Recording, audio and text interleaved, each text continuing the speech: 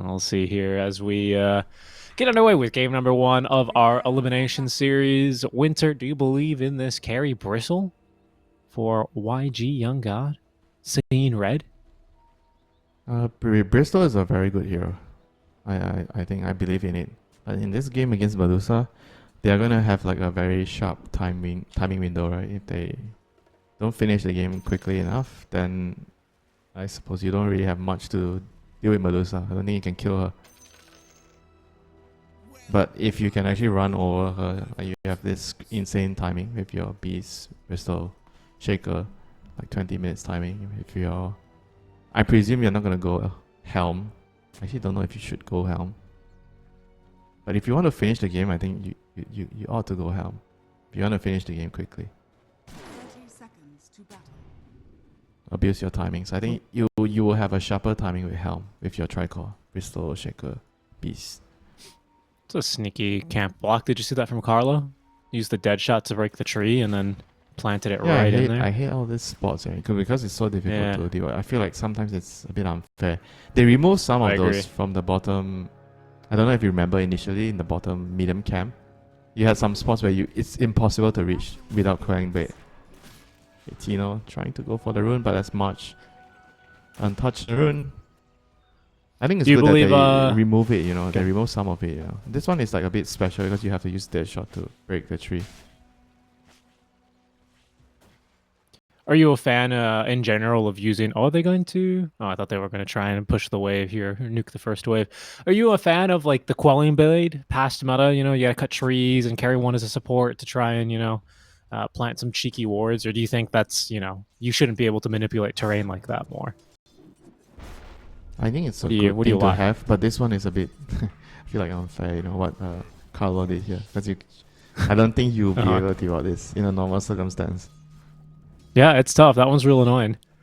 That one's really annoying. He already placed a sentry in anticipation. He knew he was doing something there, that he placed a sentry, but he couldn't find the sentry. And that's just what it is, right? If you can't clear the trees, if you don't have a hero like Beast, for example, I doubt you'll be able to find a sentry, Carlo will be quite pleased with that. Yeah, Tinker is not really known for his terrain destruction. And all Tino needs to do is to make sure he doesn't throw any axes over in that direction, and they should be able to have that camp blocked for a while. We'll see. I mean, I don't know. I feel like I'm really curious now if he'll be able to sneak in and find that one. It's always really frustrating when you can't find it, and then you get your sentry destroyed. At that point, there's nothing stopping me. I'm buying all the sentries. I'm dewarding that camp, It's definitely a pretty big deal. Like, the way you play the side lanes, I think a lot of it comes down to which side you can pull if you are looking to gain an advantage. I think you go back to the replay and you'll remember, who knows how to play this sort of wards, But the first time, if you've never seen it, I think it's going to be very difficult to be able to figure out where the ward is, No, I've been owned by a ward like that before. It's kind of annoying there to reach it on the dire side. Yeah, very annoying. I don't know if you stand on the watcher area, you stand on the high ground, do you see it or you don't see it? He's gonna investigate it now. He's like, where the heck he finds is this? it. Oh, nice, dummies. he got it. I guess that is the only spot that it can be placed. That's why he went straight to that spot. Yeah, we are the dummies. It's true. I mean, that's why these guys are the professionals. Every now and then they need to humble us in one of these ways that isn't really that exciting, but is actually very consequential, isn't it? Yeah, if I were to face this sword the first time, I wouldn't be able to very likely find it, until I go back to the replay and like, oh, this is the spot, so I'll remember it for the next one. It's too late. By then, your carry's already reported and avoided you, Winter, for not unblocking camp. How hard could it be? Just unblock just click the ward. What can you do? Sometimes you just get outplayed. Like the Amber, is he getting outplayed by the Shaker? I mean, so far he's doing decently. I mean, there's a lot of denies. Yeah, it's Shaker though. Well, what can you do? Yeah, Shaker denying. I think that's to be expected. This enchant totem, right? Oh, nice last hitting though, I have to say. I think the Tide's doing well. Shaker. 17 and 0 versus 15 at 3. When the lane should start to get harder once I mean, they already have level 3. The second point in close speed, and the lane is going to be difficult for the Tide now. He can't really play too aggressive. when he has a lot of stacks on him.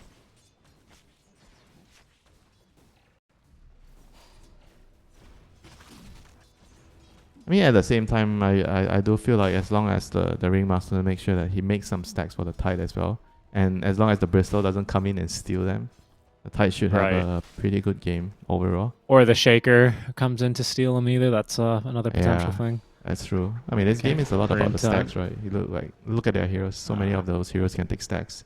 Tide, Dusa, Bristol, the Beast, Shaker. Ember with another hero, maybe. No, I agree. And by the way, I think this Tide has gone for Krill Eater, right? I think I saw him be very small, very tiny lad. Indeed. What a cutie. Yeah, yesterday was someone went the other one. It was weird, right? Most of the players I see, they go for the Krill Eater, so you get more strength game with this facet. Because the other one is like you when you get a kill with Anchor Smash, when you get a kill, you get permanent block, but it doesn't really happen that much. No, it doesn't. But it's a kind of a big amount, to be honest, and it does build if you can snowball. But you know, if you're snowballing, do you really need the facet? I don't really know. It's a good question. I like it a lot though, because then you just feel so good with like a Crimson, you know, and then you just don't take. This is more reliable because you're gonna get the bonus strength gain, bonus Anchor Smash range. Like it's reliable, you know. Yeah, I think that's fair. The other one's more of a gamble, so to say. Yeah, Krill, you are weaker with Krill Eater early though, aren't you? Like your ranges are just worse. Yeah. The range of your attack and the range of your Anchor Smash is smaller. I do have to like wonder if that's a consideration in the lane for you, especially in certain disfavorable melee matchups like this one. Seems like they're doing just fine in it right now as they whip that bristle into shape. Yeah, I mean, I think when you're picking facets, definitely the laning phase, you consider that a lot. Ooh, nice dead shot. Sneaky move here onto Chuan, but he does get those Syrian chains off to avoid any further right clicks from the mid shaker. I mean, the one I think about more for lanes nowadays is like the Jakiro one, whether I go for the Twin Terror since they nerfed the Icebreaker. We talked about that yesterday. Yeah, do I need it for the lane or especially Phoenix, right? Sometimes you want to get the other facet, but the Dying Light facet is most of the time better for the lane. I mean, so you always do consider those things, yeah. And Alchemist as well. Seed Money, you compare that to Mixologist. Seed Money is better for the lane. Mixologist is better for mid-late game. Yeah, but what about the one that gives you 90 GPM per Ags gifted? That one's pretty sick too. I forgot the name of Philanthropist, maybe? I forgot the name of that one. Yeah, you definitely consider the lanes a lot, you know, when you're picking the facets. You do. I mean, we saw in some of the games yesterday when you can't play your lane, the game just becomes very difficult. I think nowadays it's not the be all and all when you lose your lanes, you know. As long as it's not like some 9-1 trashing. If you lose your lane like 7-3, 6-4, there are still ways to come back in the game because the map is really big. You can make stacks, you know. I think 33 is one of those players that pioneered. Okay, the lane's unplayable. It's okay. I'll play my own mini RPG game, you know, in the corner. I'll stack. I'll pull the wave. I'll just make sure I get some creeps here and there, you know, and find a way to survive. I think it's that's one of the better things about the bigger map. But you have to still kind of play your game strategically, right? You can't just, all right, well, I lost the lane. The early game is going to be hard. I'll just play late game and scale. You know, if everyone does that, you're just going to get ran over, kind of a thing. I feel like we've seen some drafts yesterday that were just way too greedy and, you know, didn't really give themselves a fighting chance early, as we can see Narman getting sandwiched here by an Ancient Apparition. Another good Syrian Chains here. The dead shot as well, but it is still going to be first blood, actually going to Abeng. Who managed to close the gap and get the kill first. Yep, they had the numbers. They have 3 heroes. Tinker wasn't there to join the party. He's just busy stacking. I mean, Medusa's having a really, really good time as expected in this lane. Medusa into Beast is a very, very good lane. Ooh, they get the Shaker mid though. Chuan getting the last hit. It seems like they're going to get the +1. That's 11 rotating on through. No Ravage used. That blue diamond means he didn't have mana or doesn't have mana for it. Yeah, maybe the Ember could have killed him with the Remnant, you know. If he actually plays the Remnant early during the slide and then go to it, it'll be really, really, really, really close because he had mana for 1 more. And bot lane, we see like Naman coming back to this lane. 202 right now. So he does a lot of damage. I mean, this Impalement Arts is very good against tanky hero because it's percentage-based damage. Yeah, adds up if you can consistently connect them. Yeah, not the easiest Young God's spell core, to you're being land. killed. Very similar to Shadow Poison, but I guess Shadow Poison is easier to land. Definitely. And it doesn't cost as much mana, and there's a way shorter cooldown. Much more spammable than the daggers. I find myself really struggling to play this Ringmaster here. I think his auto attack animation is one of the worst in the games. It's just horrendous. Yeah, it's pretty slow though. Oh yeah, I know. I guess you get used to it in time. I'm gonna try to learn this hero. I feel like this hero is something that should be very fun to play. What excites you about him? Is it the Wheel of Wonder? Is it the whip?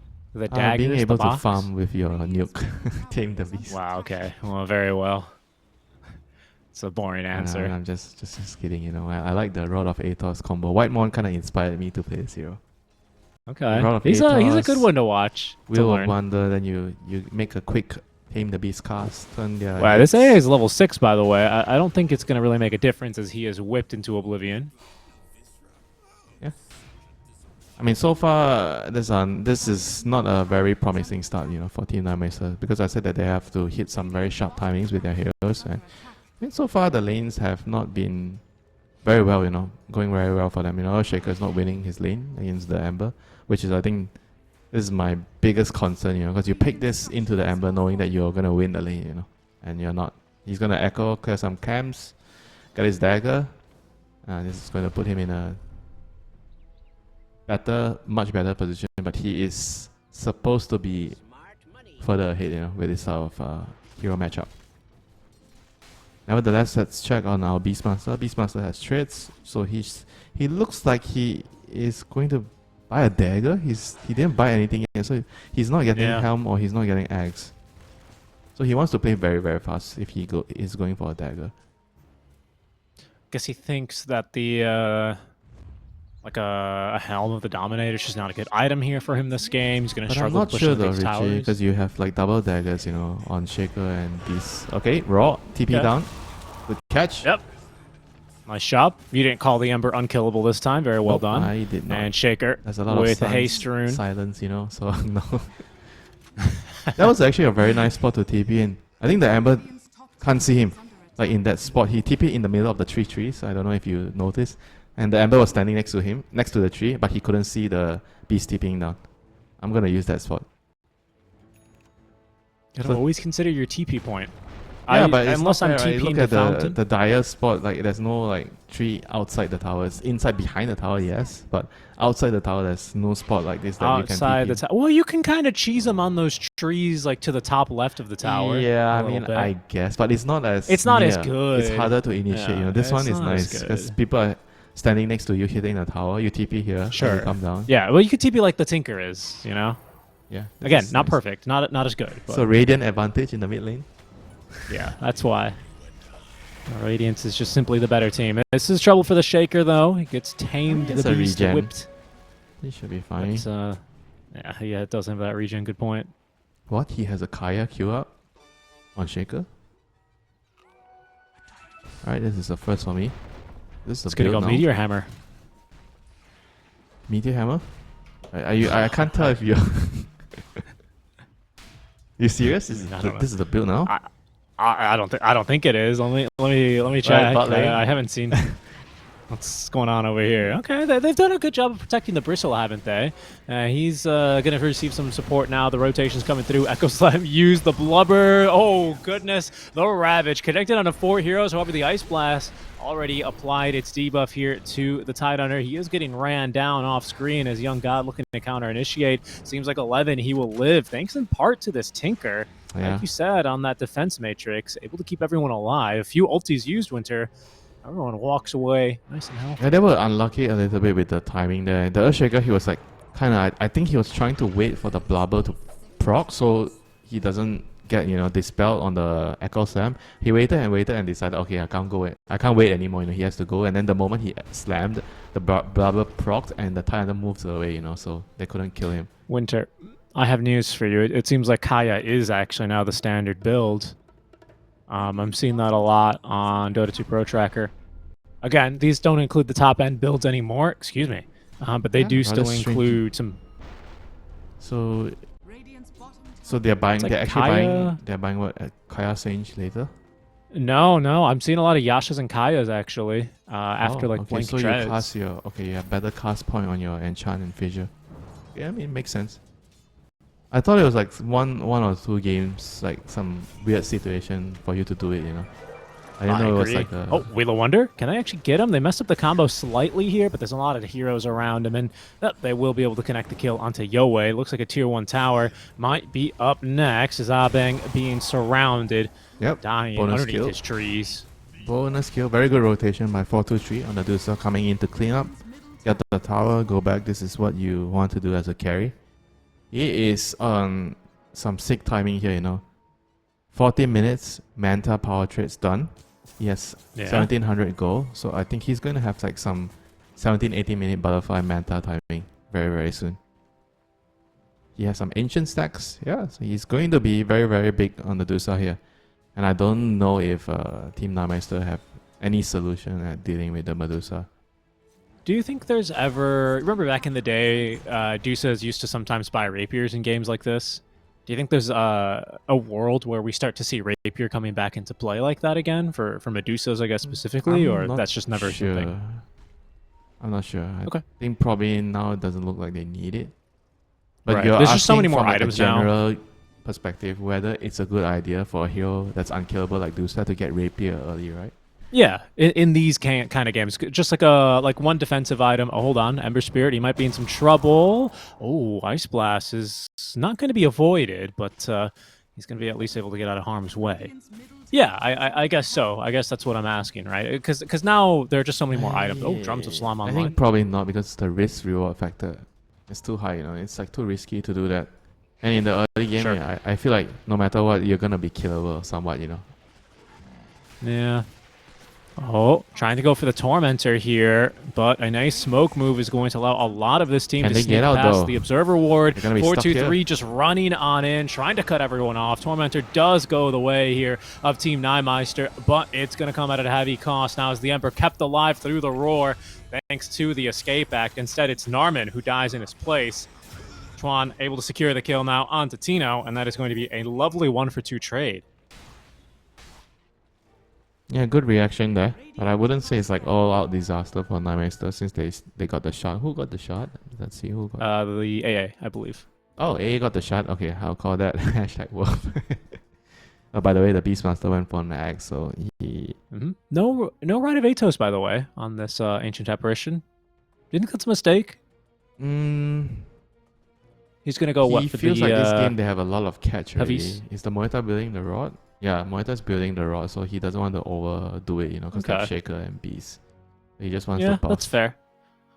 But there's a lot of physical damage coming out from the Tide, Medusa, Ember, so the Solar Crest, I guess it makes a lot of sense. Whenever you're trying to hit a very sharp timing to end the game, I think getting aura items on the support makes sense. But if you're not trying to finish the game in a specific timer, I usually would say that now it's better to buy the utility items like the setup items like Rod or anything that helps you scale, you know, even a Midas if the game is right for it.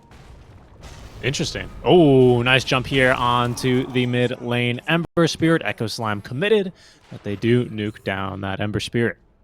I think before you see a lot of this like solar drums on the supports is because like the auras were really good and you could end the game quickly, you know, when pipe, you know, all the pipe Crimson Mag were very strong.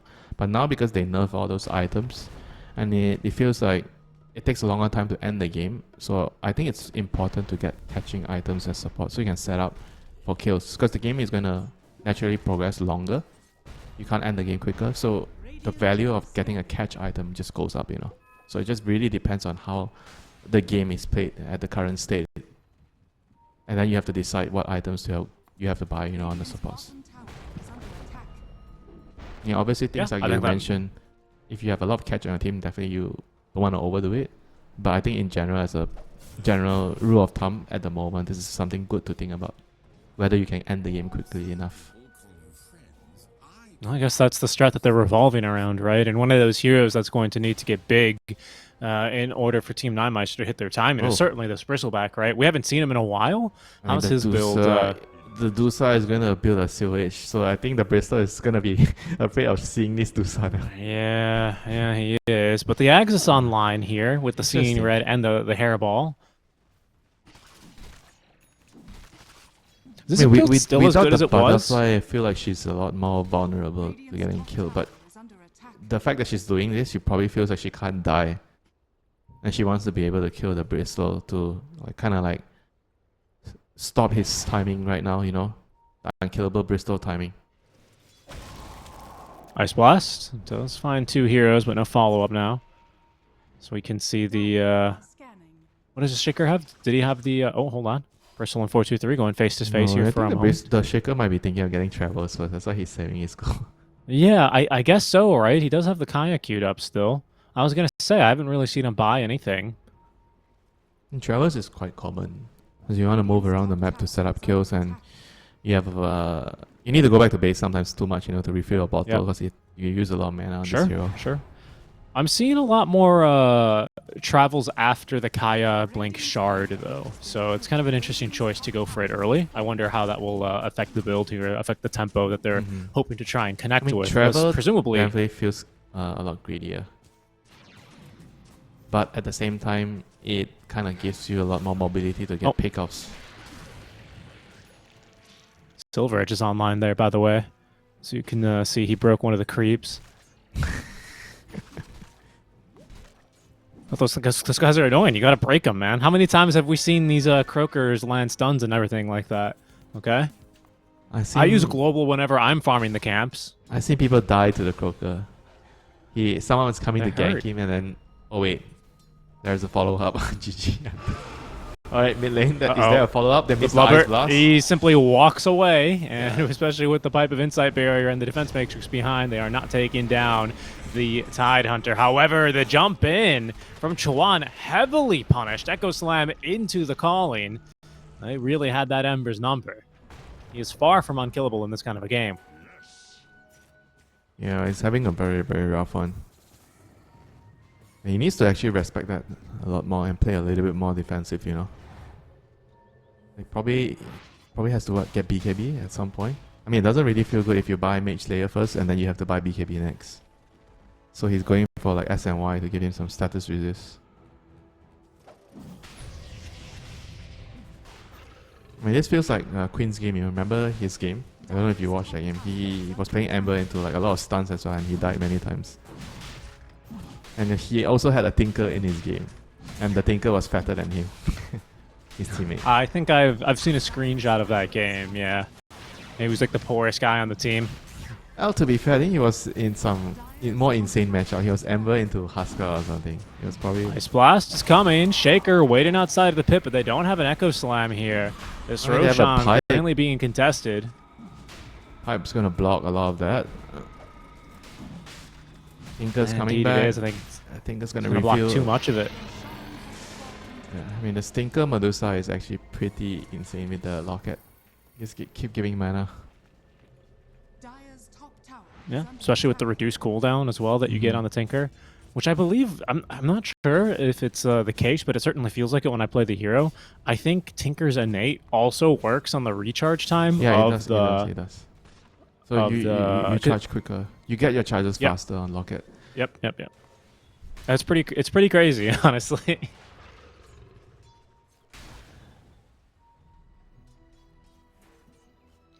This Tide Hunter's getting pretty big too now, isn't he? That Krill Leader up to level 15. Tino continuing to farm. He's going to go for the Blink Drums BKB build. That's what he decides on being best this game. But it seems like Team... what is it? Team Trailer PB, sorry. Trailer Park Boys are starting to feel a little bit more confident playing together, pushing some objectives. I mean, it seems like they've got a lot of their items that they want online, right? This...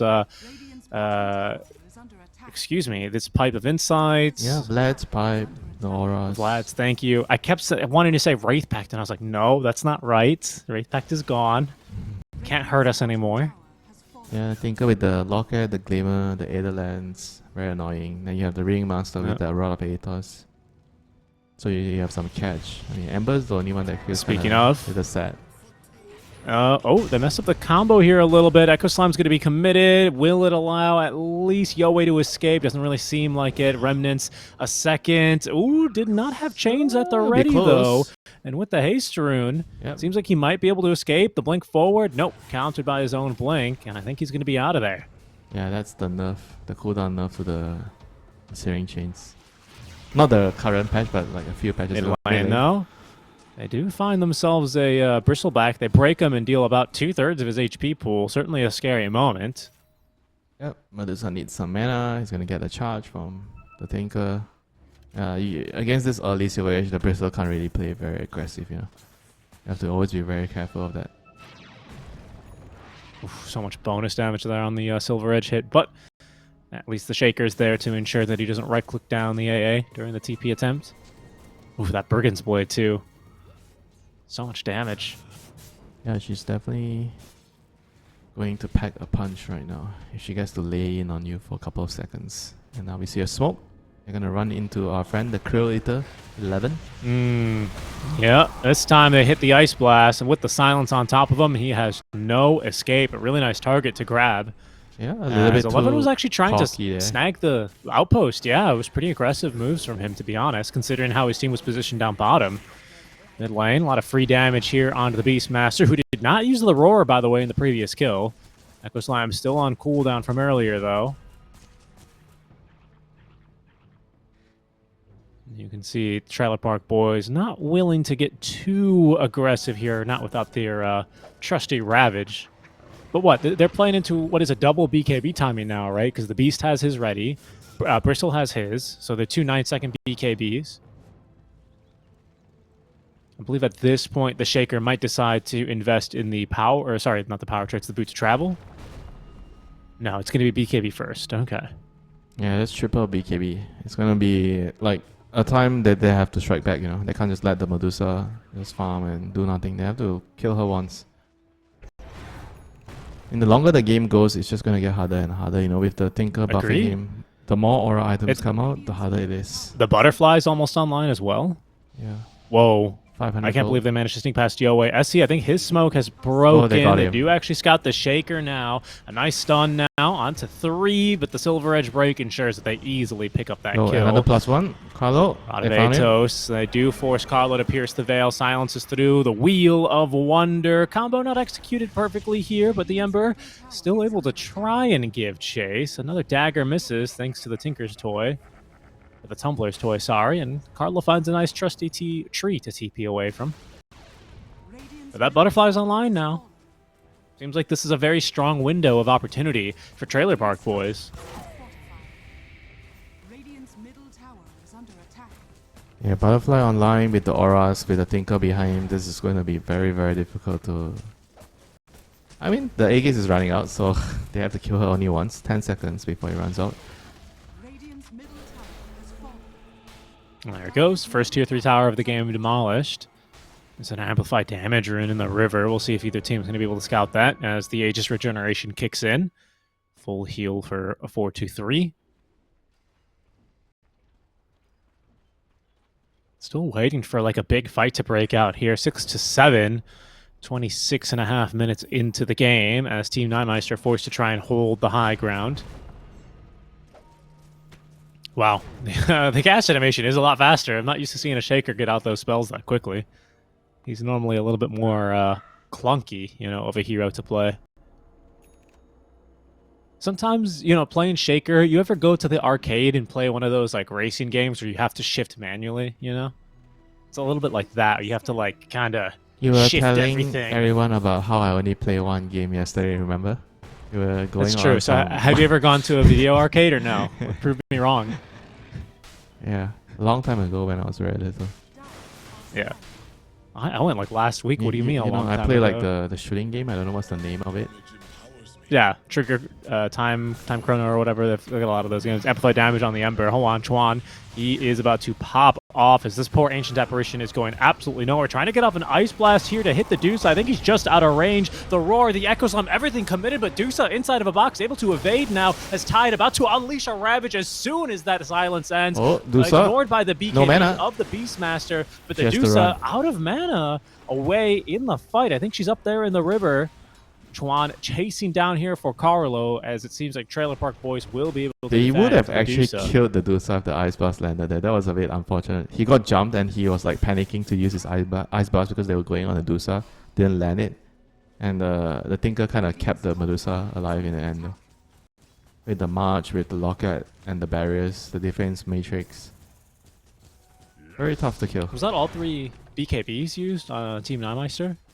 Ushika doesn't have his yet, so it's just 2. Oh, that's right. Yeah, so just the 2. Yeah, fair enough. Okay, well, that's a pretty powerful cut into the BKB timings then, especially as Trailer Park Boys. They don't lose a single hero. Sure, they only get 2 supports, but by far the better trade. Yeah, it's gonna get even harder once the Medusa gets Skadi. You know, I think once you get Skadi, it's gonna be very, very hard to kill. Because now they can still kill here. You can see that if they use all their nukes, right? The Echo, the Ice Blast, and everything. But once you get Skadi, it'll be extremely difficult. They're gonna find Arman. Tanky, right? Yeah, BKB on your Shaker to guarantee the kill. And he will simply TP away as everyone can do nothing but watch. Not So sure. they're going to if stagger that the was BKB times a bit. worth it to get the kill there. Well, we'll see. If Roche respawns in these next 10 seconds, as he could, if it's a fast Roche, probably not. Probably not. But of course, you can't ever guarantee that. Of course, we don't know how long this Roche timer is going to be. It doesn't tell us anymore. So we are held in suspense as much as Team Nimister is. But Tino finally gets a second Tier 1 tower for his team, as that mid-Tier 1 still standing for the Trailer Park Boys. It's a nice item, though. The Shivas is completed for him. Radiant's bottom tower is under attack. Now he has to kind of like do so much though on the Gosh, Beastmaster. I yes. think in the team fights he's like the biggest DPS dealer towards the Dusa. Yeah. He needs to stand there This next to Gush. her with the axe and the BKB and hit her. Oh, wait, hold on. That's a Medusa trying to sneak around. They run into the Ringmaster and commit the Roar to pick up the kill. Quick try and attempt to D-ward as, wow. I don't think I've ever seen the Gorgon's Grasp pick up a kill like that. But, you know, broken clock, right? 1, 2, 3 gets the kill. Roshan is going to be up soon. So that should be the next thing that you want to fight for if you are the Team Nimisters. I think if you give the Medusa another AS like the last time, you're going to lose more than 1 high ground tower. Yep. I wanted to ask you, Winter. Hold on. Actually, we see a smoke attempt as, of course, Team Nimister. They might be That's the Ice having to Blast. contest Oh, for he's Roche dead. early. No They're Ice making Blast. a jump in onto 11. He does get Ice Blasted. I believe he let loose the Ravage, which did proc the BKBs. But look at the damage that this Medusa is able to pump out. That's 3 dead already. Yeah, that was like a Full pretty bad goal. I think the only way they can go there is AA is alive. AA was dead for another 10 seconds, you know. They overestimated how much damage they had on their heroes. And who even needs the Roche? He's not even up for the taking. Instead, the Trailer Park Boys, they may start to poke Bristol and use prod more on BKB. the high ground. Radiant's Oh boy. bottom tower is under attack. Just a glimmer to get out from the Tinker.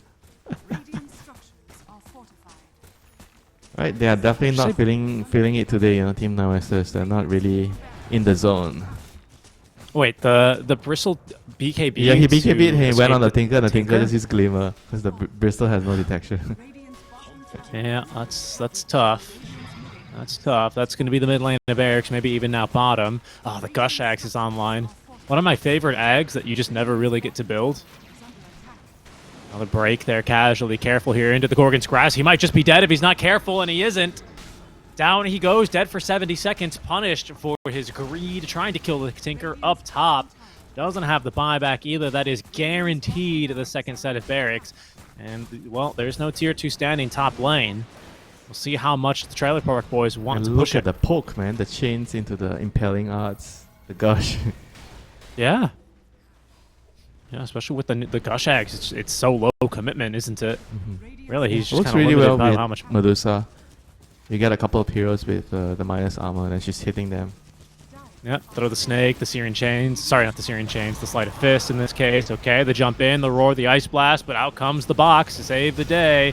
Medusa still has a lot of HP still to play alive. with. Can she actually get off the barriers? At the moment, not yet, but there's just not enough damage onto her. Tinker keeping everyone healed up. Everyone makes the jump. The disconnects immediately out from Team Nimister as they GG out, failing to kill this Medusa a single time in game number 1. It will be the Trailer Park Boys who find victory here in this elimination series. Yeah, that was a fantastic Medusa pick there. Just making sure that they're spawning Eidolons. Yeah, exactly. And then if you're not a very smart prey or predator, then you're going to go for the easy Eidolon and not the big Eidolon. But the downside is you don't control your tail, but Enigma controls the Eidolon. That's true. Yeah, that is true. It's a pretty legit. I give you 10 out of 10 comparison. Hey, thank you. I'm glad you finally agreed with me for once. What? Finally, I agree with you all the time. Finally. Not on my jokes, unfortunately. Sneaky ward there by Yowie. He's able to not have his smoke broken. And that's going to allow Team Nimister, the rest of them anyway, who are smoked up and maneuvering through the jungle. Incoming. Yeah, it's a bit hard though. Their smoke's going to expire. The ward scouts them as well. And there's a watcher here. Trailer Park Boys, they've smoked as well. We'll see how they want to respond now that they've seen at least the Dawn and everyone is Coddle. hiding in this tree, Richie. You know this tree here? Where the P is hiding? This location, this new area where you can just hide here. I think I'm going to place my ward lower next time. Because of all the games we've casted yesterday and today, there's so many times where before the game starts, the team is hiding here because of that tree.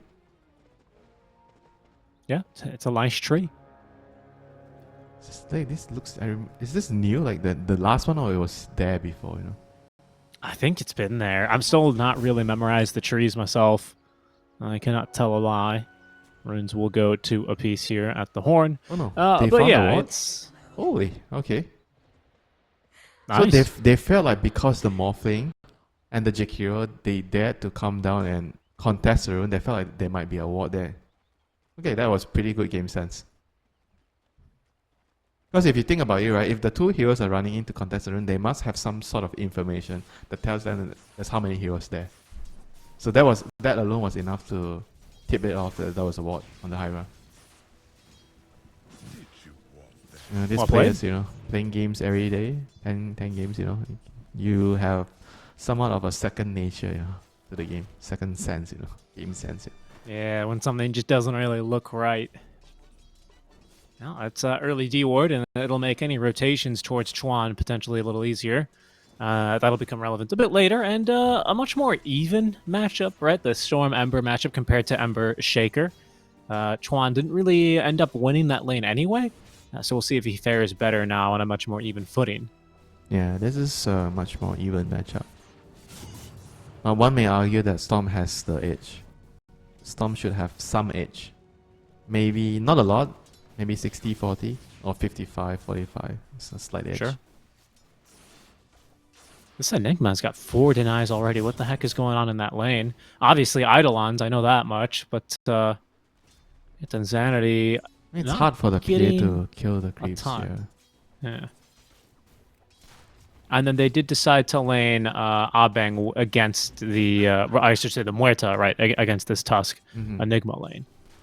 Yeah, I think it's got to do with what we discussed before. Like Kotal, when you get trapped by the shot, you don't really have much to do, you know. But if you're Muerta, you can put your silence down, you can get shot the Tusk away. I guess the Kotal, you can kind of blinding light, right? You can get a point in Yeah, that's true. That's true. You could. But maybe it's also like something to do with the Eidolons. I'm not sure exactly. Or Shiro. Abeng just wants to play Muerta. Yeah, could be as easy as that, really. That's a good point. Us casters were always saying, oh, it's got to be so complicated. Sometimes it's like, oh, I didn't really it's feel just like that simple, right? I don't play this hero. I want to play this hero. That's it. Coddle's more fun. Sometimes it's as easy as I have a nice Coddle skin. Yeah, I mean, if talking about fun, Jakiro's having fun, you know. Dual Breath plus the Frost. Liquid Frost, you deal 1,000,000 damage. There goes again. Whoa, He throws the blood grenade down. Tino. Oh, he's in so much trouble. He's gonna be fine. The double bracer, man. I mean, he's tanky. Double bracer, right? Yeah, but then now what? He has to go home, right? Oh no, there's a salve, but Koto doesn't want to salve him. Get half the regen. Yeah, I get half the regen. You're gonna heal for like 100 HP effectively onto that Dawnbreaker. It's a difficult life here. The power of Jakiro. I mean, once he gets level 3, it's gonna get even more disgusting. Yeah, Coddle doing the next best thing, just making sure he secures a lot of, or as many last hits on the range creeps especially as he can to at least allow the experience to flow. They didn't block the small camp, so they just want them to pull, and the Koto is coming over to steal the creeps, yeah. Because they just didn't intend to block it. I don't know, I feel like it's making the Dawn uncomfortable in his lane. He's taking a lot of harass. I agree. I think his levels are looking okay though, right? I mean, he's not being crazily denied.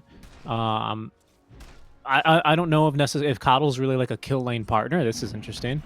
Yeah, that's true. It's not like Muerta Dawn, right? Muerta Dawn is a lot easier to kill. Yeah.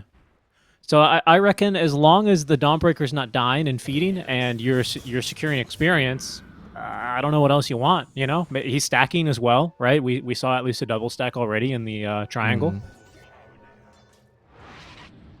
Yeah, I mean they're not really playing like you said to win the lane. It's more about like finding a way to get your levels, you know. Definitely. And then, you know, Dawnbreaker can farm the stacks and start rotating around. You can see she's like kind of stacked a wave, and now she's TP'd home to try and lose out on as little as possible. I don't know, maybe it's still worth blocking this easy camp now that I'm seeing what they're able to do with it and kind of maintain equilibrium. I think in most cases it is very bad to let them pull, you know. I mean, I could see some very, very different like special scenario, like you have a bristleback, you can just go in and stack and pull all your axe, you know, and clear it. But other than those two heroes, I feel like it's just better to block it. Yeah. No, I think it's probably the better choice.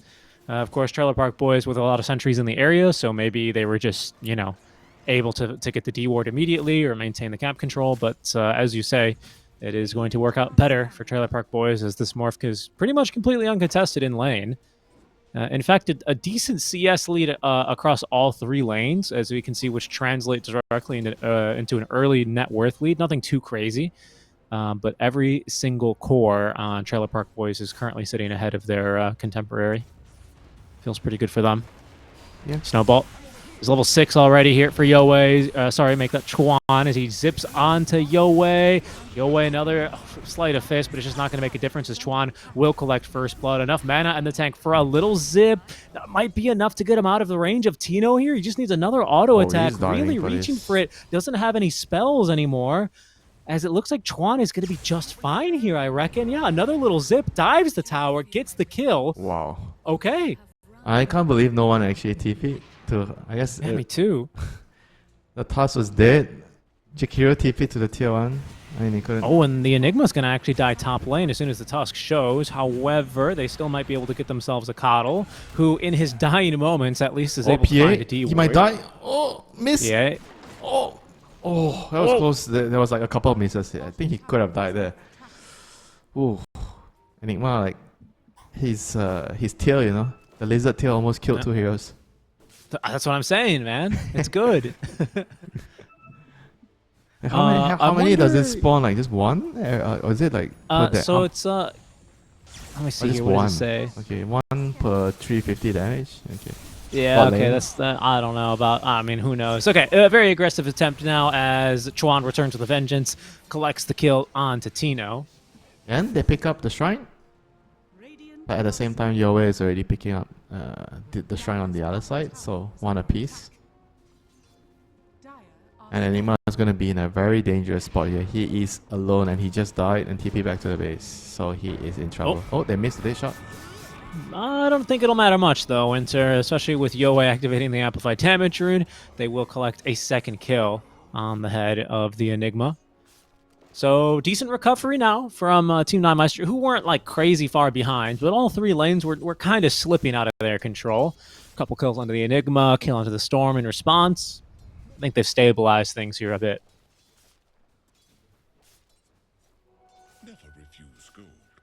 Yeah, Morphling is the one that kind of got unobstructed laning phase, you know. He killed the tower, he's 3.8k an hour by 8 minutes, very, very fat. So he is going to definitely be a problem, you know. Is anyone buying a vessel to do with him? Nope. Yoei gets the haste rune, second rune of the game for him. Here comes the Dawn. Not gonna connect. Yeah, ult in, doesn't find much. Enigma, no points in the black hole yet, actually. So just kind of forcing a response.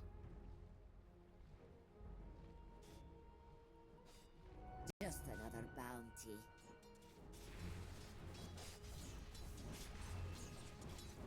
Gonna be a much slower game this time because no one really has like some clock to, you know, end the game before. Like both teams have like pretty well-rounded scaling drafts, so we're gonna see a lot of like trying to play cat and mouse around the map, hide, set up kills, push out waves. And here comes the runes. Yoei. Yoei has the second rune, haste rune. He's going to be running in. Again, still no black hole. This Enigma level 5 is kind of starting to struggle, but does have the drums of endurance. The Eidolons, you know, they will pack a little bit of a punch. I also was reading Enigma's facet here. Apparently, his Eidolons that he splits, his lizard tails, they do not split, which makes sense. You know, it wouldn't make sense if a lizard tail fall off and then another tail fell off the lizard tail. Oh my goodness! Goodbye, Morphling. Whoa. It's absolutely bursted, assassinated from the trees by Team Nimister. That is a huge boo-boo. 560 health hitting the tower. That was like a level... Okay, it's a level 3 Illuminate. Maybe he did not expect that, yeah. Full charge Illuminate, 400 damage. That's how he died. I think it was a what? Illuminate plus the dagger from the PA? Oh, and the shot. Illuminate, dagger, and then the call in on top. Yeah, maybe a dead shot even. Looks like with the Muerta's damage contribution there. Yeah, no, I mean, it was effective. It looked good. Yeah, and they we just have did a it from recall range as well. coming to the rune. Who is he taking over? Right, just the Ember, just to give him chakra. Absolutely. Chakra. Yeah, Sure. double chakra, a little sleight of fist action there. Force Chuan to use all of his regen here momentarily. As he's going to be building into the Kaya. No surprise there.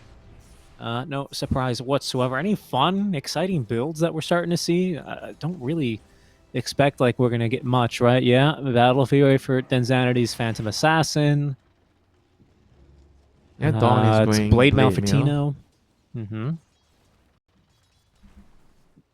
Just wants to stand in the front line, stand in the macro pyre, pop the blade mail. Yes. Just kind of Yes. your nice warm sauna. Radiant structures are fortified. I'll die, Back but in I'll the take day, you down together, you know. Oh, careful here, Abang. Is just going to get caught off. Doesn't have Pierce the Veil available, being only level 5, so he dies. Yeah, Back in the day when Tinker was more of a core and March did a little bit more damage because it didn't heal, I was playing in a batting game where I bought a Blade Mail and just sat in 4 or 5 marches and killed a Tinker. I remember that was the thing. Like you would buy because everyone hated Tinker so much, so everyone would just come together, work together. You hated your teammates, but just because there's a Tinker, and again everyone held hands, bought blade mails, and stood in the march of machines. Oh yeah, that's the good stuff. You have a common enemy, you know.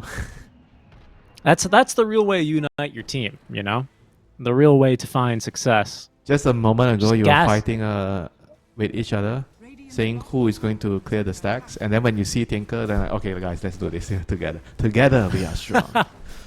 Absolutely. It's the respite in team fighting, and I don't mean a 5v5. I mean like a 1 versus 1 versus 1 versus 1 versus 1. That kind of team fighting. Together be strong. Don't worry, guys. Guys, look. I agree. His fan is really annoying, and his microphone sucks. But we hate Tinker, right? Yeah, that's right. I do hate Tinker. Trying to find this Phantom Assassin. A bit too far away, though, for Chuan, out of reach of him. I mean, this chakra magic is going to come into play so much in the team fights, you know. I wonder who's going to get the chakra the most, you know. Is the Ember, the PA, or the Dawn, you know? They all want the chakra. Yeah, I mean, even Phantom Strike's got a 5-second cooldown. Everybody wants it. All the costs. Yeah, seriously. Who's the favorite? Yeah. 11 just didn't really have anywhere to move there with the calling as it was. He gets caught and killed. They read the Trailer move Park wrong. Boys. Trailer Park Boys, they were kind of expecting someone to show up bot. They left, they were there with the Enigma, and they left. And that was the moment he got jumped. Okay, they're going to try instead to gank onto Tino. He's got this Blade Mail active, and they realize he's a little bit too dangerous there. They'll have to retreat, so they fail to contest the stack. They fail to find a kill. They only lose their offlaner for the third time this game. Pretty tanky, double bracer. With all the armor, soaring. It was a good poke. They forced, what, 2 TPs? It's the Quarter Walker. It's just Arbing TPing in. Small little things, but then Zanity, holy he's got I mean, they're both dead. Force down. Oh, how did they expect that to work? Yeah, that was a little questionable. Really did him a favor. A little questionable. Tino, okay. There is no running from that. Yeah, they just... that was crazy. Like, there was no way that would have worked. Like, there was no stun, right? So he daggered and he blinked in and Dawn outed in. They expected to kill an Enigma like that? Maybe they were thinking he doesn't have a level in Black Hole. Like, okay, sure, Ichi, sure. I mean, that's how they kill him, right? If he doesn't have Black Hole, maybe he's just farming with Midnight Pulse in the jungle. Yeah, then what? He is in front of the tier 1 tower. And what do you think would have happened? Look, I agree. I will say, I thought maybe they were going to kill him for a second, and then he force-staffed, and I was like, wait a minute here. What's the plan, guys? What's the plan? Ends up not being... Even if he got stunned by the Dawn there, I feel like, okay, they kill the Enigma, but somebody's gonna die in return, you know? Or maybe both of them. Yeah, that's like a play you see of PA make. Like, you know when you play a game of Dota, it's like a long game of Dota, and you're like 6 slotted. Yeah, you're bored of the game, right? Nothing's happening, and you make a play like that. No. What I'm saying is you just played like a 45-50 minute game where you were really strong. You felt like you could do whatever you wanted, and then you play another game immediately after, and then you're like, man, my hero sucks. What am I doing? You know, you're still kind of playing with the mentality that you're 6 slotted and level 30. Yeah, this is why they always tell you don't play the same hero twice in a row. It messes with your decision making. The muscle memory kind of positioning. Yeah. It looked like that kind of a move. I'm not gonna lie. Where's the smoke ended up? Oh, it ends up finding Xuan, but it seems like the Searing Chain's just coming off cooldown there. Even with the Chakra Magic, they fail to connect onto the Storm. Yeah, you missed the first chains here. That was going to cost them a pretty big kill. Now they're still moving on the map, going to sweep bot. Tormentor is on the bot side, so looking to maybe... collapse over that area. SE getting run down by Danzanity. Really, really aggressive, blinking in on the PA. This guy is insane, man. He was kind of alone for like 4 or 5 seconds, He wasn't really having backup. Xuan. With that shot. Very, very nice dead shot there. That's perfect. Absolutely perfect from Abeng. Finally connects on one of those. Chef's keys, right? That's what you like to call them. Yeah, absolutely. Wait, 11, he's still here? Doesn't have Black Hole for 10 seconds. Only the 4 staff. Will drop some Eidolons alongside the drum charges. He's doing some significant damage now. Black Hole in 5 seconds. They punch Yoei to the skies. Down he goes. And Zenity's jumping out of this one as Tino, he jumps right inside. That's a buyback, actually. You're right on the Ember Spirit. Still trying to get on top of 11. Will find the kill. Now has these Eidolons to contend with. As that is our Morphling joining this fight. Another buyback. Another jump away. Walrus punch catching Tino, but they're just not enough damage here. 11's going to buy back as well, actually. TP's right into the middle of the fight. Black Hole in tow, ready to use, but Yoei, he's out of Remnant charges for sure at this stage. Just trying to make a run for it with the Glimmer Cape, actually able to still stay alive somehow. That buyback will work out here for the side of Nimister.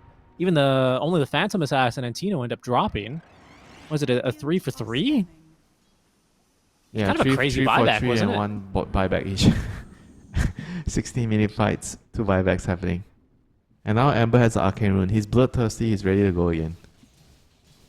He just might. Yeah, that was a totally crazy fight. Did that Enigma... Did he try and Black Hole a second time? I think he did. I missed it, right? Because it's on cooldown. Not sure what happened there. Yeah, I didn't catch it. Probably got cancelled by some silence or dead shot. Dead shot, silence, or whatever. Yeah, the call-in. Sure, probably. Oh, a bit unlucky for him. Dire are scanning. Crazy, crazy fight, though. Tier 2 diving the tower. I don't know, man. Team Nimister, they're on something right now, I have to say. Trailer Here Park comes Boys, the Ember, Arcane Rune, Recall. He's here to play. Another Chakra, Yep, another that set of spells. Oh my god, he is having so much fun. This is looking to be an easy one on the SC. Just no way he can escape. I hear a zip. Is that Storm just farming? It is. Underneath a ward, though. Oh, he's going to go back for all the camps. Okay. Quick zip away. TP zip. Very well done. And this time, this Kotal is really like amplifying the Ember and the Dawn. And all the cores, so much, in the team fights, they're just so strong and they feel like they can just fight all the time. Radiant's bottom tower. And now SMY is done on the PA, so PA is going to get upgraded. Always nice to have a status resist against like something like Punch.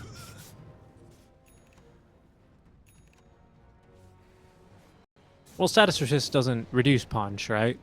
Oh really? Okay. No. I don't believe status resist does anything against the airtime abilities. So something like Torrent, Yules, and Punch. I thought it was only There might be Use, more. 'cause Use is special.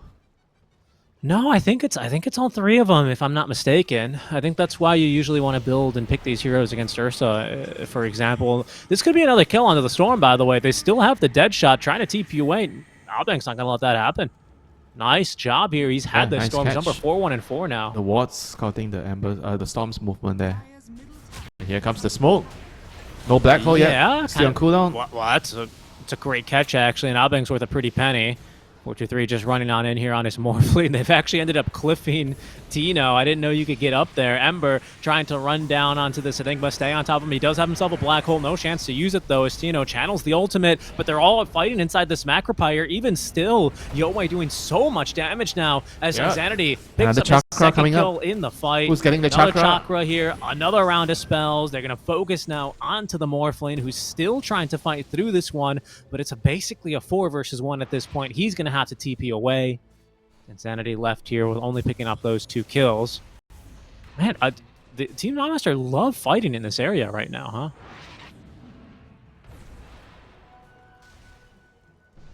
I mean, they have wards here, so why not, They are just abusing the vision they have in this area. And the Chakra is just on the... So we know who's the boss. The Ember was getting all the Chakras in that fight. Everyone was there, but he's getting all the Chakras. Attack. So he's setting up a lot of this like side chains for the team, doing a bunch of damage. And now we're gonna have like a SMYPA with a Glimmer. I kind of like this Glimmer choice here. Just some magic resist against the Storm, against the Jakiro. Because you don't really want to like buy BKB too early. And Glimmer's like a very, very cheap alternative right now.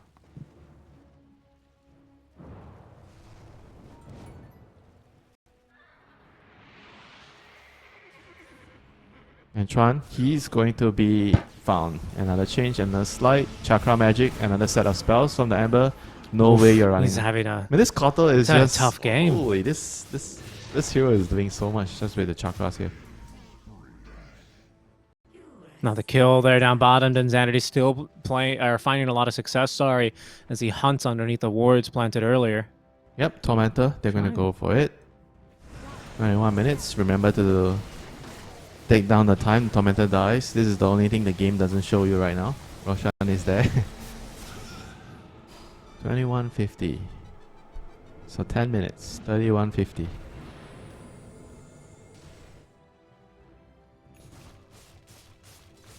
I'm not sure. I always thought that status resist was Is under attack. did not reduce airtime, but I know for Torrent it's like that. I always included Walrus Punch there. Every other stun, except for like, things that are channeled or placed on the well, even actually some things that are channeled if they're unit targeted, like a Shackles, they will be reduced by status resist, right? Whereas, like a Black Hole, obviously, status resist isn't helping you there. Because if he's going SMY this game, I'm just assuming that it really helps with the... Because if you don't go BKB early, it's usually because of Yeah. BKB yeah. piercing stuff. I mean, it still helps against Ice Path and everything else. Definitely. Yeah, well, what else is really stunning you here? I guess Storm? Vortex Yeah. and Snowball, whatever, yeah. Radiant's bottom tower is under attack. I think he's pretty strong right now. Glimmer, SMY, Are fortified. very hard to kill. I mean, at the same time, he also has the Solar Guardian to back him up. It's just looking really good, for Team Nimister. Just night and day, compared to Game 1. Game 1, they looked like they were not themselves. They're really running around, not sure what to do. But this game with the Kotal, just playing around the Kotal with the Chakra on the Ember. And now this is going to be it could be the game-defining fight here with the BKB done on the Morphling. He wants to leave a mark on the Team Nimister side. He wants to kill some heroes. They need a vision. That they do. They need wards. Underneath this bottom Armand side of the brings map, it. the jump in, trying to find Densanity, gets the Glimmer buff. They do have Dust Firm available as there's the jump in from the Storm. They find the Coddle, Kotal's get down, rid of that's that big. pesky hero. Okay, a beautiful two-man Ice Path into the Nice black Macrophire, hole. sets him up perfectly for the Black Hole. They do cancel it with a dead shot though, and Tino's in there as well. It's a full 3-on-3 core fight, but it's one He is that down. it looks like Team Nimister are kind of losing out on. Down goes all the cores, Yowei and Densanity both dropping the Storm, and 423 still alive as Tino at least lands a killing blow onto one Whoa. hero before he's dropped. That was But a very what cool a fight. That was a very cool fight. I mean, the fact that they were able to win the fight, it was just down to because they found the Kotal. Because the Kotal didn't do a single thing there. He got caught. He was the first hero to go down. But it was still a very close fight, in the end. Just because of the goal lead that they have on Team Nimisters. But, I mean, you saw the recipe to success for the Trailer Park Boys is to kill Carlo first. And that was the BKB reveal. And it's going to net them Roshan. This is going to be very, very big. Yeah, absolutely perfect there.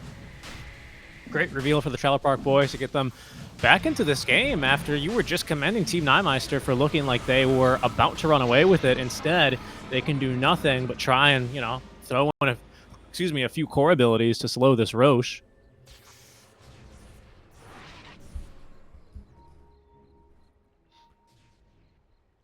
So we got a game again, I presume, after this fight. I mean, they still have like some sort of a lead, but now I feel like there is a lot. It's gonna be a lot closer, in the next fight. You probably have to dodge a little bit until the Aegis expires on the Morphling. And this Morphling is very, very strong right now. He's going to get level 20 soon. Level 20 is a big spike. Get 20 agility. And Black Hole, a BKB Black Hole is coming up next, so he only needs to worry about the Solar Guardian. I mean, if you don't have Axe on the Dawn, it's a bit difficult to consistently stop the Black Hole with it. Yeah, that's true. Right now, they've been relying a lot on the Muerta to stop some of these, potentially fight-turning black holes. But you can see that's, as you say, right, with the BKB coming online soon, that's not always going to get the job done. Spawn spot and it's gonna Arcane get Rune here for the Ember. complicated, Richie. Radiant's bottom tower. That's how we like our Dota team fights, though. I mean, do you like that the Dawn's going satanic next? This is quite strange for me. I don't know about that. Dire's I was thinking, I don't really, Basher on the Dawn seems a little awkward, sure. Yeah, I don't know. bottom tower has I mean, Basher, I would say that I might be on board over Basher over the satanic. Over Satanic, yeah, I'd agree. I don't know if I love a Basher this game is the problem I mean, that I see with it. the axe would be what I was Yeah. gonna be thinking. So you get some evasion. is under attack. Because what else could you reasonably build? Some aura item? Some AC? pipe? What? AC? Yeah, maybe too late for pipe AC. Radiant's Yeah. bottom tower is under I like the axe though. I think the axe would be Dire's nice. middle tower is under attack. I agree. Radiant I agree. I'm always just trying to broaden your horizons, Winter. I'm not always trying to fight you. Some people always think we're fighting, I think it makes me laugh. Dire's top tower Makes me is under laugh. attack. There we go. Strong push now from Trailer Park Boys after they get that first Roshan secured. That's the butterfly completed and delivered now for 4-2-3. Does that really change the pace of things here? I would say a little bit, right? Middle tower is under attack. A lot, you know. Butterfly is going to... It's like the Medusa game, you know. You get Butterfly, you're like some unkillable hero. It's gonna take a while before they build NKBs. And this is a very, very strong power spike, you know. I think 423 knows it, that's why he's like on the high ground with the Ace, hitting the towers at the moment. The 8k behind, but he's hitting the high ground. Yeah, I look at him go, and Tenzanity realizing that he will struggle to pump out the damage he needs with that Butterfly online. Yeah, he has to try to finish up his MKB now. Actually, he's going for Blood Taunt. He changed his mind. I thought he killed out the NKB. Okay. I don't know if I love Bloodthorn in this game for as much as the MKB. The silence is pretty nice. You have Storm, that's Morphing Shield, you have BKBs, but as a PA, you're trying to play in and out, kite the fights. Yeah. Yeah. That's true. Very long and you do have the Coddle as well. I mean, I see it. I see the thought process there. I mean, I don't know if it's going to be more reliable in the long run, but the MKB seems like it's the safer build, you know? Yeah, that's what I'm thinking. I mean, 423 is going for it as well here, right? Realizing that eventually he also needs to be able to hit this Phantom Assassin. Trying to get through backdoor here. Eventually they'll be able to break that with the creeps coming. Oh, by the way, the Dawn is very close to Axe. He changed his mind. He's buying Axe. Good. Yeah, good. Good. But 423 eventually demolishes this tier 3 tower. It's got less than a minute of this Aegis remaining, though. As they did force back Yowei. He TP's on home. Try and defend a bit more. Solar Crest really starting to do a lot of additional damage now onto these structures alongside the Eidolons. This backdoor once again kicks in briefly, will spell the end of this push. And I think that's going to be Aegis reclaimed as well then. Solid stuff though. Solid stuff from Team Trailer Park Boys. Yeah, they have to try to win a team fight again like what happened last time. Get a good smoke, wrap around. Find the Kotal. They have to remember how you win the team fights. It's very important to remember how you won the team fights. Which hero did you kill first? The Kotal. So Kotal has Glimmer, Force, and Aetherlands now. They're gonna get Narman, Chains, Ice Path. Yep, Insanity. He's in there. He's got the kill on an Narman. Now Chuan, he's looking for his own backliner. We'll actually find the Coddle. It's the BKB charge expended here by Chuan, however. Both teams now look to resettle. Coddle, he's going to buy back. They actually get on top of 11. Ice Path's not going to do much here as Yowei has the BKB ready to go. 11! They missed on the Solar Guardian, so he turns with a pretty decent duration Black Hole. Doesn't allow 423 to get some damage in as 11 falls. There's the jump back in with the morphed PA abilities. He's trying to 1v5, and he's not doing such a bad job of it thanks to that Vlad's offering. They managed to take down at least Tino as well as one of the supports, but it's just too far, Winter. Denzanity, he will clean up alongside his Coddle and PA. They take the fight here, even if it's cost the buyback of a Coddle. I mean, he can't get the hits onto the PA. There's Blinding Light, there's Evasion. That's too much, you know. That was a good buyback from the Kotal. And then, you know, even though it looked like they didn't need it, but I think it was still a good buyback there. And allowed the PA and the Ember to clean up the remaining heroes. Yeah, I agree. I think it looked really solid for them, and now, you know, it feels like Team Nimister back in the driver's seat here, threatening to push up the high ground with that 14k now. Net worth lead, maybe it's going to be a tier 3 tower and back situation here, maybe just a straight up back. As Sean likely to be the next start. Oh, hold on, I say that, but they do get on top of the Jakiro. He's in pretty deep, but had already used Ice Path.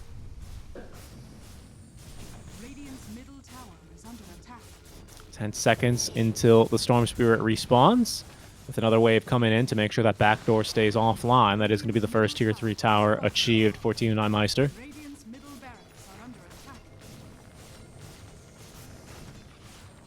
This constant recalling is just so funny. Yowei taking full advantage of it. Ice Path missing here, as the melee racks will fall in the mid lane, and that will signal the retreat here for Team Nimister. I mean, it is so broken, right? Because when you do it, you get the chakra on Kotal and the target, you know? It's actually so broken. I've seen a clip. It's I don't know if he's Malaysian. I think he's Malaysian. There's a Malaysian YouTuber. It's, you know, not like immortal or anything at the game, but he does like a lot of funny builds. And he played a Beastmaster game with a Coddle where they just kept recalling him and Chakra Magic, and he had like 7 or 8 Hawks. Just kept stacking all the animals. It's very funny video. It's good. It's a very strong ability. Dire are scanning. Especially Smoke up? in the hands of these strategic masterminds who are able to kind of recall all around the map, right? And set up yeah, kills especially and... in pro games. It's going to be more broken, you know. In pubs, maybe not so much. It's too difficult to coordinate. No. In pubs, 7 Hawks. In this kind of a game, you know, seemingly unlimited map mobility. Especially now with it. Ag Scepter on Muerta. Didn't they change the ults, the Ags on Muerta? Or is it still that you shoot the soul thing kind of? No. It's the AoE dead shot. The big dead shot. Okay. Very, very useful. Very annoying in the team fights. It's very easy to like fear a couple of heroes and does a lot of damage too. It's very annoying. Like you become this like annoying long range hero, just spellcaster just hiding, right? So this Muerta is not gonna be seen in the team fights. He's just hiding in some tree randomly shooting his dead shot. It'll be a challenge here, to be certain, as a smoke play now from Trailer Park Boys, trying to get onto Denzanity. They find a Walrus Punch. Chuan is zipping in pretty deep now as the Ember Spirit, he jumps over onto the other side of the fight, looking to try and get the backlines. That's Chuan's and Yoei's BKB. Denzanity eats the Abyssal Blade, eats the damage, trying to stay alive. He will live through this, and with the MKB threatening to turn, 11, trying to set up there for a potential black hole or something, but the Ice Path didn't follow through there. Took so much damage in a moment. That was just like a couple of hits from the PA. Almost died. Yeah, scary stuff. And Team Nimister, they feel like they've created enough space for themselves to go for this Roshan. It's falling too quickly, and Trailer Park Boys will have to try and defend this against... where are you going, Roche? Come back. They'll have to defend now against this Aegis, as well as, I believe, the banner, right, being second Roche. Yeah, this is going to be rough. Seems like the Mothling is not going to be able to stand toe-to-toe. He has MKB, but he needs time to right-click the PA, and it doesn't seem like he has time, you know. He's taking so much damage so quickly. Radiant's middle barracks are under attack. Are these BKB durations getting really short, though, for everyone? I feel like because of the BKB durations, they haven't really been able to Mothling accomplish on much. 6-second BKB. Okay. Oh, they got the pull. Hold on, I hear it. Yeah. I hear a storm. He's found the PA. PA's trying to live here through the mischance. They actually managed to save him with the heals. And it looks like in his place, I see Jakiro. He is going to die to the blinding light of Carlo. Nice opportunity there. Just not enough damage here again. There's going to be the initiation. Oh no, 11. He completely whiffed it. He doesn't even get able to get Force Staff on back. He gets eaten alive. Denzanity popping off now as the Storm Spirit forced to BKB and zip back defensively. Ooh, that was the BKB Black Hole. They really needed that to do something. Yeah, that should be another set of racks down, I guess. There's no way to defend now. Radiant's top tower is under attack. I mean, to be fair, That's brutal. he didn't know there was a ward there, so they saw him. What can you do? Yeah, I mean, had to try and find an opening there. Unfortunately, just wasn't the one he thought it was. And now, his BKB and Black Hole still on cooldown as that tier 2 tower falls top lane. Denzanity feeling very confident now. He's up to level 25. He's all gone for the right side talents here. As they plant the banner and get to work on that tier 3 tower.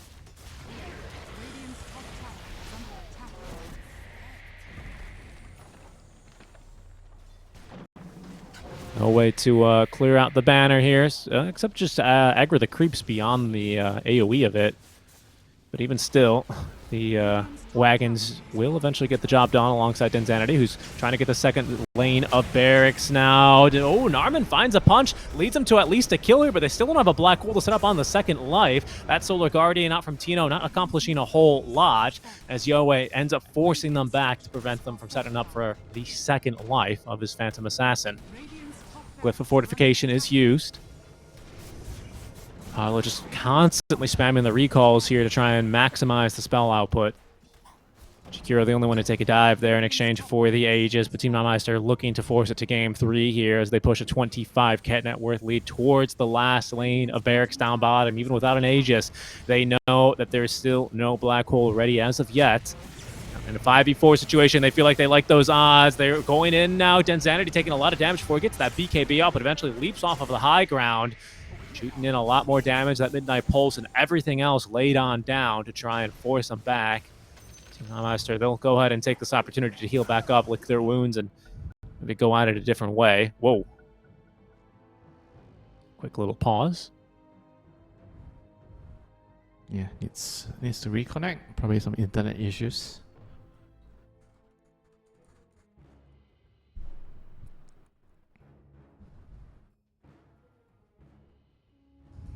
I mean, it's very, very tough now. Because if Morphling is not right-clicking, right, the rest of the heroes are not doing damage. So all they need to do on Team Nimister is to just make sure that the Morphling is control, right? When he goes in, I think it's very easy, straightforward. With the Dawn Breaker ulti, you just stun him during his BKB and that's it. I mean, the black hole is like not really that big of a problem as well anymore. Because the Storm and the Enigma, they don't do damage. They don't do enough. The Morphling is the only one doing some real damage. And there's a lot of like poke and prodding with the dead shot, with the embers like chains, you know. What a dead shot there as well. I mean, just look, it just completely ruins him. He can't even do anything. Yeah, he's also close to level 20 on the Morita. Then you get another dead shot, 2 charges. And this is so imba. The more I look at this Kotal with the shard, now he has the shard, so he has the double recall, giving the chakras everywhere.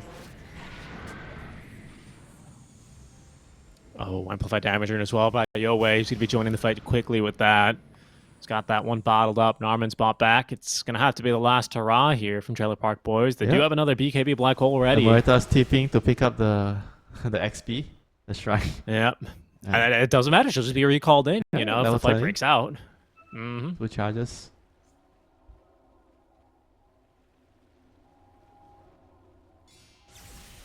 Does this game make you want to play Kotal?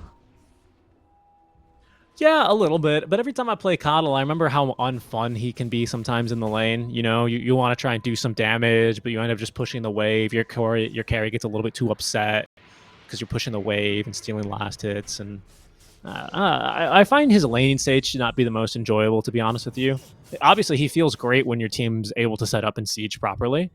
He's one of maybe the more fun support heroes to play beyond, like, I don't know, a Tinker or some other, like, backliner support hero. Which there are many of, to be honest.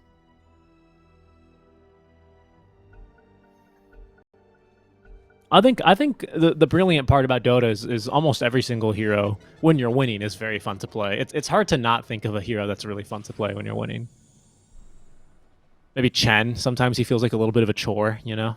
And might crawl your creeps, and even if you win the fight, the enemy is still like focused on your Chen army, so you have to go and like rebuild it, and then your team is so far ahead that they just keep killing all the creeps before you can pick them up, you know? Like, no, please, give me the Centaur Conqueror, and they're like, what? And then they one-shot the camp. Even your Lion, your other support, he's just fingering the camps before you can pick them up. It's tough, you know?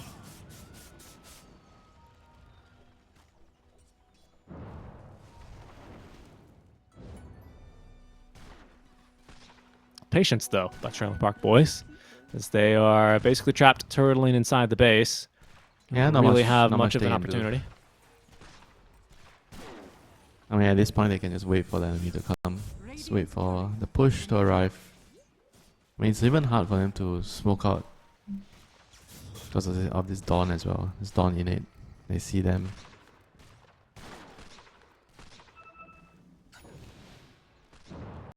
Their best bet is definitely trying to find a black hole on high ground. Like outside the base, it's going to be very hard. But they're gonna try. They're gonna smoke now. This is the last. And Ember would be a catch if they can get us. Hurrah! Storm has Agadims now, so they have technically 2 black holes. Yeah, the budget black hole and the regular one, the full value one, the name brand and the value brand.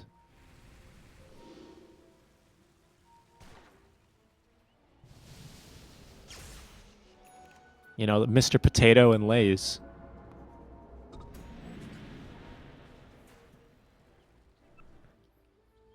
Winter doesn't eat junk food, though, so he doesn't get that reference. I mean, I know Mr. Potato, I know Lay's. What do you mean? I know what it is. I just had McDonald's at 12 o'clock yesterday. So yes, What? I do. You McDonald's? I hardly believe it. Are you one of those like guys who's like, actually, a McDouble gives you everything you need: carbs, protein, 370 calories? I toss out the buns and I eat the patty and the salad. That's it. Interesting. Interesting. That makes a lot of sense. Did you ever meet Shane? He was like that as well. Yeah, he was on I think a keto diet. Keto. Yeah, I did keto. When he came up to Genting, he wasn't sure if a lot of the soups and noodles, like, you just can't eat that stuff. So when he was in Genting, he would have a Five Guys burger like every meal. Poor guy. That sounded like Slacks. Just eating. Yeah, Slacks was the same. Yeah, Slacks would tell a story about how he would go into the green room and there'd be a pizza there. Well, actually, I think it was Purge who told this story, where Purge would go into the green room and be like, "Oh, nice, there's a pizza here," but he would have to go work a panel. And then as he was walking out, Slacks was coming in from his stage segment, doing one of the DHL drops or whatever. And Slacks goes, "Oh, pizza!" And Purge, he goes, does the panel, he comes back after the draft is over. Slacks is walking out of the room with greasy fingers, and he goes, "Oh, I hope there's still pizza left." He opens the box. Slacks has eaten all of the pepperonis off of the pizza. We always have that one friend that does that. Yep. Oh, goodness. Oh, you got to do what you got to do for the diet, though. They work. They really do work. You got to respect that discipline to really lock it down here. As of this moment, it's just Team Nimister playing it very safe, right, in this BO3 elimination series. Waiting now for another Tormentor, waiting potentially for the next Roche. That'll be Roche number 3. As Insanity is going to pick up his shard. On the opposite side of the map here, unfortunately, are the Trailer Park Boys. Unable to find much. Maybe they can look to try and sneak a Roche. A bit scary. But that's an idea here. Chuan really thinking about it. Gets hit by this dead shot, but he was smoked, so I'm not sure if they've seen him, actually. In goes Yowei. Sees the Eidolons now. And now it's going to be a little bit too difficult here. Well, I don't know. I say that. Chuan waiting in the pit. No. Decides that it's best for him to zip on out and take a fight a little bit more honestly. I mean, same plan for them. They need to kill this Koto again. He has buyback though, so they have to kill him twice. Chuan hiding behind the trees. Forced back again here by the dead shot. PA up to level 27 now as she farms those croakers. I don't know, man. 423 is pretty close to level 25, but I'm not sure how much that cooldown reduction will really change things in this fight. In they go, though, trying to take down Roche, and he's going fast. They will make an effort here. There's going to be the disarm out from Roche's Belch. As the Tusk is the first one in, tries to find a punch. I'm not sure what he punched, maybe a Roshan, but he's going to be taken out and killed. All of a sudden, 423's in, trying to finish off the Roche. Aegis here on the deck, and Aegis snatched by 423, picks that one up. Hasn't found a single kill here yet in the engagement, however, as he avoids the dead shot. Oh, unfortunately, Denzanity jumps onto him. There's going to be the budget black hole onto 3, forcing out the Solar Guardian here a little bit early. What does 423 have on the second life? He's got an amazing ice path here to help him out. Where's the black hole? Nowhere to be found because 11's already dead. Denzanity activates the BKB, forcing Chuan to do the same as he tries to engage on him. It's Yowei who is killing these backliners, though. And now another budget black hole. Can 423 do the damage? Tino finds a stun, and that's going to pick up the kill onto 2 that they needed. The buyback by 11 came far too little, too late. And it's probably going to force more buybacks now as Team Nimister. They didn't lose a single hero, did they, somehow in that fight? Yeah, it's perfect fighting, just kiting in and out. Smurfing couldn't really stick onto the target long enough to kill any heroes. He did a good job to steal. He stole the cheese, he stole the banner, he stole the Aegis, but it just wasn't enough, They were just too far behind. What is this? Triple buyback? BKB Black Hole. That's not bad, but of course there is going to be that Abyssal Blade. That's a little bit of a problem. The budget Black Hole now to follow up. Can they do anything? No. Chuan instead, he's caught and killed, and Abyssal 423 is dead. Up on the high ground. It's too much here. Oh, goodness, Team Nimister. They push us to a Game 3 here in the lower bracket round 1. Well played, man. A much better game here for them than compared to Game 1. Yeah, this Koto is a hero that it should be on the radar of Team Trailer. God, kill shot's just such a funny facet, honestly. Yeah, she's just very strong in the team fights, the slow is very long. Like it's actually a 5-second slow with the facet. So you get the slow facet at level 10, and not facet, talent at level 10. So it's a very, very long slow. And surprisingly, with the gale force pushing you back and the slow from power shot, it actually is very disruptive in the team fights. You know, so it's very annoying to play into it. Like never you would have thought that Wind Ranger is like a team fight hero. You know, the identity of the hero used to be like, oh, single target focus hero, goes in, finds a hero, isolates a target, wind run, ulti, kill that target, right? But right now she's not that type of hero anymore.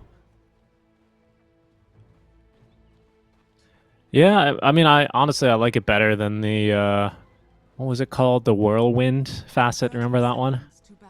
Where you would just attack all around you. Yeah, invulnerable. Didn't like that one. BKB, Yeah. wind run, whirlwind, run in, kill everywhere. Yeah, that was a little stupid. I don't know. I felt like when the facets came out, I wasn't sure if the Frog, our overlord, intended to kind of change Dota on its head in terms of making like more heroes much more flexible and not really constraining them to one style, or if he wanted to kind of just give you slight deviations. Let's see. Oh no, we missed the shards level 1, and Abang is going to be able to escape for free. But 3 runes. You know what I mean? Because it's 3 runes for. Because it's like TBB, a TB. Before, Windrunner was always this like single target hero. Obviously, focus fire. You focus your fire onto one target. You know, you don't really do anything else as this hero.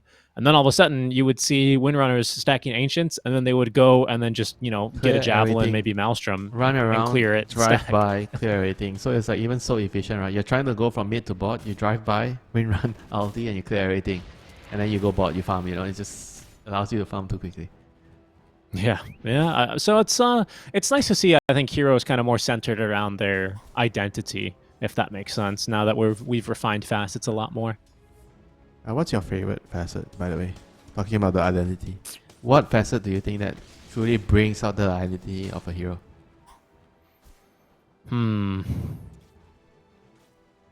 It's a good question, honestly. Dragon Knight? In this game or in general? In general, it's Dragon Knight. Dragon Knight has Dragon Knight has some good ones. Yeah. I did like the change overall. At first, I didn't really like it because I liked Poison, Frost, and then the Ice Dragon. I thought those were meaningful upgrades. I'm gonna have to get back to you on that one, boss. I'm not really sure.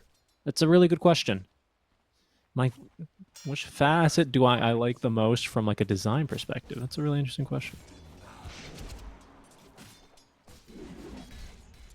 Not just the design. Just How are the lanes lore breaking of out so far? The lore of the hero, or the identity of the hero.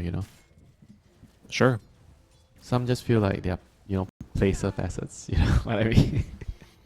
Yeah, no, I agree with you there. I think some of them are more just interesting game mechanics, like Earth Spirit. He got one where you can roll over your teammates for even more stun and roll distance. Like it's interesting. I like Undying's the Fiend's Gate summons that come through the gate. I think that one's kind of cool, like for the hero. And then I also really like... Oh, I just had it, and then I lost the hero in my mind.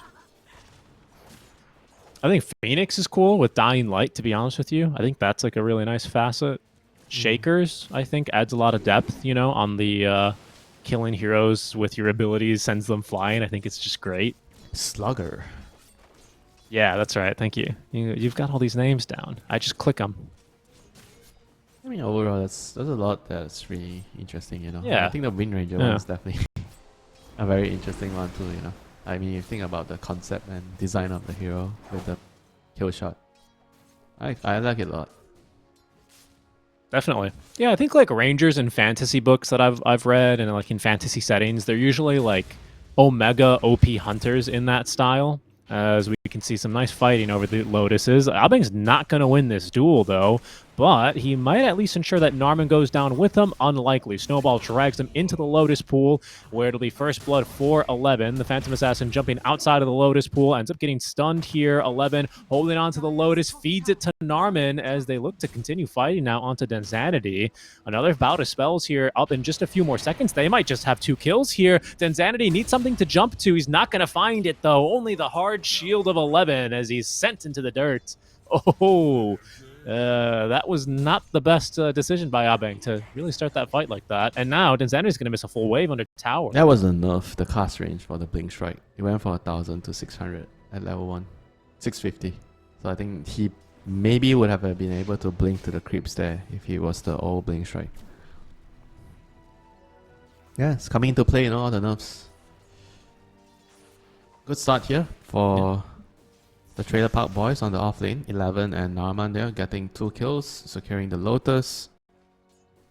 They are going to need it, because late game against the PA, it is going to be problematic. PA Storm, and you have the break onto the DK on the PA, the shard. So they have a lot of answers, And Storm is also really good into Naga late game. Storm with the level 25. You can clear out the illusions, and it's easy to jump around, so it's very hard for Naga to actually net you. Unless you song and net her. Or song arrow her. So Storm is going to be very slippery this game. Would you say he's unkillable? Unkillable Storm? No, that's a DK stun. Okay. That's fair. Yeah, and the lane going pretty 50-50 right now for the Storm DK. 28-1 to the 26-7. I mean, obviously the DK leading in denies, as you would expect in this kind of a lane. But Storm low on mana now. He's going to need a rotation to help him out for the first power runes here at minute 6. See how things get going from down there. They're going bottom, actually, onto the Beastmaster, still alive, dead underneath the tower as SE lands the final auto attack. Some good aggression here, man. That Relin is a very annoying, very powerful ability in the laning stage, especially. It seems like it'd be a little bit of a meme, but it is shockingly strong, being able to really displace your enemies that easily. Yeah, displacements has always been very, very strong. Not just in the lane, but I guess in this instance, Relin, because it's channeling, so in the lane only. Later in the game, it's more difficult to use. But historically, I think Pro Dota has been always around repositioning, Tiny has been part of the meta for God knows how long. But wait a minute, 6 minutes. Storm is TPing back. He is 1 CS away from level 6. The Green Dragon he should get it now, yep. Tower. Yep, level 6. Down goes the creep. He has level 6 now as SE activates the double damage rune from the side. Yeah, no points in arrow yet. With the fortification used, they're really trying to make this tower happen. Yeah, I reckon they will be able to. Yeah. Deny? Maybe make an effort here. Oh, he got the deny. Well done. And he avoided the Dragon Tail stun. Very nice, but still, damage has already been done. And we saw yesterday, who was it that just moved the Ivory mid, right? It was Ken. He took all the towers very quickly with the Green Dragon. Yeah, you apply a lot of pressure onto the map. You get the towers and you get a very quick blink on the DK. Am I crazy, or do I remember a lot of Chuan DK games in his past? Yeah, he plays a lot of DK. He plays the stable mid heroes most of the time. Oh no, Chuan is in trouble. Well, actually, they missed their abilities here. They didn't land their spells. Yeah, that's one way to escape. 3-0 then. The lead continues for the Trailer Park boys. How are the other lanes doing? I mean, all 3 lanes so far so good for Trailer Park boys, honestly. I think, are there any stacks to recover the Storm or the Beastmaster at the moment? So that's what I'd be interested in seeing. Is like a triangle. I think our triangle's getting farmed right now, actually. It looks like it. So they'll go to the Storm. First item, Kaya, to help the damage output after the treads, of course. Makes sense. And what is our Beastmaster building? Will it be the Drums of Slam yet again? Oh, yes. Oh, hold on. He's against Naga. He's gonna want the Drums of Slam. I mean, he got changed, Before he got a lot of life steal on the illusions, now not anymore. But it's still good at clearing it. You need to push out the waves, because Naga is going to be shuffling your waves, I talk about this a lot, because at pro level Dota, the wave shuffling, being able to control the map is just so important. If you don't get the waves out, it's very difficult for you to make moves as a team. Children spawns in here for Chuan. He lands the stun, though, onto this Windrunner. Snowball incoming. Might give him at least range for Ice Shards. It does, connecting perfectly there in the last breathe fire from Chuan as he assists in trying to take down that top tier 1, where the Storm is lingering in the area here. PA's nowhere nearby, but Yowie, he denies a second tier 1 tower in 2 minutes, which is something I don't think I've ever done. Are you keeping tabs? Tower denies? Yeah, 2 tower denies is... it is very, very unusual. Yeah, I mean, it's just noteworthy. It's actually not my job big, to kind of pretty big point deal, out. you know, because the DK making moves like this and he's not getting the tower gold.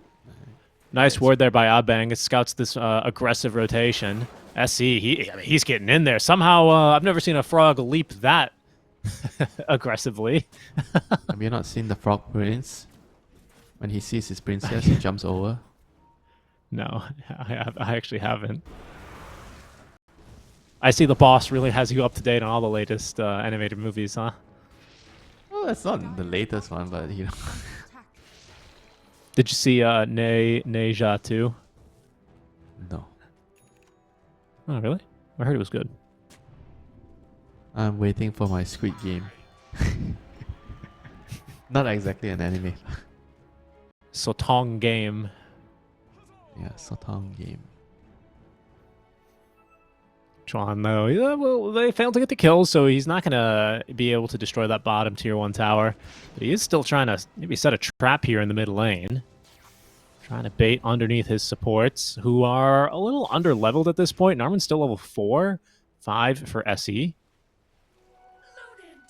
Again, like you say, it's just like this is the reality of having a DK in your game, right? Especially one who continues to secure rune after rune. I think he's gotten the last 2 at least. The shield rune was the last one. Do you remember the first rune? 4-2-3. He has no points in song. No, he does not. Abang is trying to do something here with their last stun. I think he's going to have enough damage. 4-2-3 trying to run enough mana, and it's the kill shot, baby. From long range, Carlo puts him in the grave. Who needs sniper when you're a Wind Ranger? Maybe I should start playing this hero more, honestly. I've been getting hit by some BS shackles in lane by this hero. I'll tell you what, though. Yeah, everyone has their own standards on BS shackle.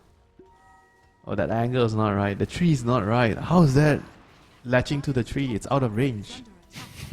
How am I getting hit? I'm just saying. I've never seen the shackles really twist quite like that, as SC is going to fail to find the line in time. Shackles has to be the spell people complain about the most, you know. Do you think people complain more about shackles or more about Flayer's hook pudge when it was a thing? Yeah, but that's different. Like you're complaining about different things. Because Flare hook is just like imbalance. The shackle is like you think that mechanically or something's not right. It's not supposed to latch, right? You think it's a bug. You just like you want to argue with Dota, like pause the game and be like, excuse me, these why angles is this don't add latching? up. Yeah, like for Flare hook it's like a different thing. This is like too fast, you know. Like it's very hard to dodge, you know. Okay. Well, what other skill? I mean, I think Sunstrike's not very debatable. It either hits you or it doesn't. Yeah, right? I mean, it's Arrows only Shackle. kinda Shackle is the only one that people can interpret the angle differently. You know, oh, this is not the right angle. The skill says what behind a tree, but what is behind? You know, sometimes it's not exactly behind. You know, like some shackles, it's like sideways, so it's not exactly behind. So you have to look at the skills, and it says behind a tree. You know, but it's not behind a tree. So I don't know. I'm trying to think like to what abilities I'm have sure I been you've hit played by enough where I've Dota to gone, have what? seen like some very weird ass angles on the shackles. Yeah, yes. And you're like, Why is it I landing? played a Dota game the other night, and this happened to me. I think Spear might be up there as well. Let's see if we get a Spear here now. Is Chuan, he blinks right on into Abeng. They look for the easy kill. Unfortunately, the Spear is not going to connect onto the Storm, so he safely zips out of the arena. Yeah, just one kill on the Lion, surprisingly. That looked like it was going to go really bad for Team Nimister, but just one kill. One death. Okay, and this DK with the dagger is going to start to be very, very active on the map. They find Carlo on the Wind Ranger. He's pinned to a tree. Like He's dead. Pinning with the spear is like more... it's more obvious, right? If it's going to land or not. It's usually pretty The consistent. shackle I is feel like whenever... What? Sometimes you get hit by a shackle, you're like, what? I feel like sometimes when the map changes, you figure out what you can and cannot get speared to, which is an interesting That's experience. also a very good point, right? Because with the new map changes, like they added a lot of trees, so it's easier to spear and shackle people. Yeah, yeah. I have two candidates to people arguing about mechanics, right? My first one is my weaker one, but it's Omni Slash. I feel like sometimes if you're the Juggernaut or if you're getting Omni Slashed, you're like, excuse me, where are the bounces? You know, you're always complaining about the bounces. And the second one, I think this one. Oh, the shrine. well, The shrine's being attacked. Yeah. Defend your shrine, Tino. Calls for backup. Tino, Light the that arrow was beacon. long enough. Oh, Abeng's jumping right on any Lance the Dragon Tail stun before it could become a frog stun, as the last spear is simply not enough damage. They still managed to get out alive, but they will lose the Wisdom Shrine. So I would say that it's a win. And the tower's going to go down, and I don't think Yelwei is going to be able to deny this tier 1. Okay, Winter. My last ability that I think people argue the mechanics about is 17% chance to bash. I think that's people always argue about. They disagree. They go, I don't think so. 3 times in a row? No way. This time the spear connects, and the gods rebuke from 11 shall condemn You our should tell Storm them Spirit. the math checks out. Stats don't lie. Yeah. I mean, I'm just saying, sometimes... Oh, Abeng ticking down. He's going to go to Chuan still. Yeah, this Did you, DK is so scary with the destruction, a lot of minus armor. You were saying if I argue? No. I still think one of my favorite clips of all time from an esports tournament is when Arteezy gets bashed like 4 times in a row on a carry SF by by a Spirit Breaker. Is it like what was it called? Pseudo random, right? Yeah, pseudo random, where it's basically like opening a chest, right? Where like your first time you're very unlikely, but if you don't hit anything by your 10th time, what are the odds of hitting 4 in a row, right? I think someone did the math in the comments there. I've seen it. 20 million. It was low. It was so funny though. Absolutely one of my favorite clips of all time. Getting hit by bash twice in a row is already like getting. You're like tilting pretty already. Unlucky. 3 in a row is like you're so unlucky. 4 in a row is like, oh my god. Oh yeah, I know, it was absolutely disgusting. It was the funniest clip I think I've seen. And I think that's a safe way to end the discussion. We'll see if Carlo's able to hit any really baffling bashes one here. Step back into the game. Finger the tormentor. Yeah, I noticed that too. Insanity. He's gonna get caught on the opposite side of the map. That was I don't know if I've ever seen that. Team Nimister, they smoke gank the tormentor and then they fingered it. Did he get a stack from that? No, right? No, of course not. That was the first thing I was checking. He gets stacks from tormentor. I mean, that would be the craziest thing. So he didn't get the shard, so that means that Windrunner has it, which is probably the best outcome here, honestly. Yep, very nice. I would take Gale Force over the Lion Shot anytime. Lion Shot, not really the most impactful nowadays. I mean, it used to be insane before they nerfed they nerfed the mana so many times. They overbuffed it, to be honest. Remember the Lion buying like what, double or triple Wraith Band and just standing there with the shard, you rush. So basically you have triangles, triple Wraith Band, double or triple Wraith Band, and you stand there with the shard and you just drain people. They can't kill you. You have armor. Well, you mean the plate mail, right? Oh yeah, I know. You'd buy. I mean the plate mail's later, but you generally start with double Wraith Band. Yeah. No, it was pretty memey. They just kept buffing that thing, because remember before facets. Oh, yeah, that's another big kill here. Well, actually, they didn't get him the last time, but now they finally find him. 11 getting a tip there as well. Carlo will get himself denied by the Croakers. It happens. Wait, what were we just talking about? My goodness, my brain is. I had something to add on to that. I forgot what I was saying too. No, dude. The Croaker, when you mentioned the Croaker, my mind just jumped and focused on the Croakers, I was trying to think how many times did I die because of that random Ravage, I was running there, I got ganked, and randomly I was hiding in a spot trying to TP, and I got stunned. Oh no. Oh, the bait. Oh, Chuan. And have an opportunity to land the stun there. Oh, right, we were talking about the lion, this essence eater.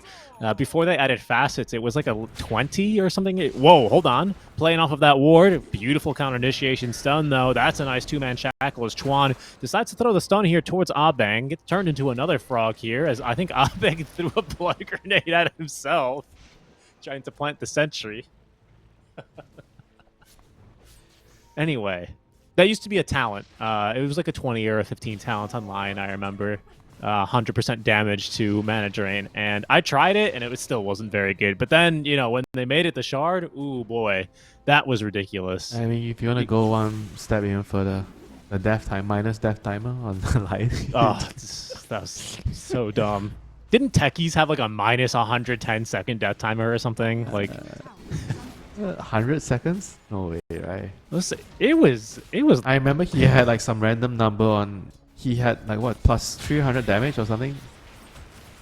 25 talent? Okay, meanwhile, Tino. Snowball. Tino again in some trouble down bottom. Not even a Shackle's going to be able to save him as Abeng and the supports both in a little bit of save your buddy syndrome. Nothing they can do. Trapped inside the arena of blood. Reminding me of the first game when we saw Team Nimister play yesterday. They didn't really do much and they just like camp across the map.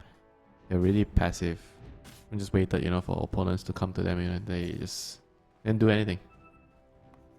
Not making moves.